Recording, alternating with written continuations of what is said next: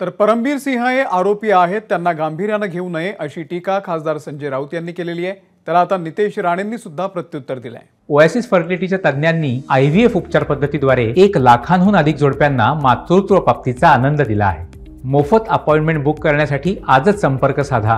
बघा, परमबीर सिंग आरोपी आहे, मला त्याच्यावर काय बोलायचं नाही आणि त्याच्यावर कोणी बोलू नये, फार गांभीर्याने घ्यायची गरज नाही या विषयावर, आणि तुम्ही गांभीर्याने घेऊ नका।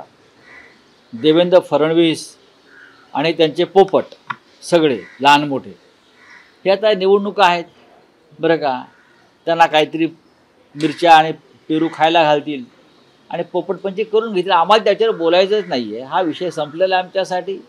देवेंद्र फडणवीस या माणसानं या महाराष्ट्राचं राजकारण नासवलं आहे, बिघडवलं आहे, हे परत मी सांगतो है ना। हे परमबीर सिंग आणि सचिन वाजे किती लाडके होते हे महाविकास आघाडीच्या काळात पूर्ण महाराष्ट्र आणि देशानेच पाहिलं होतं।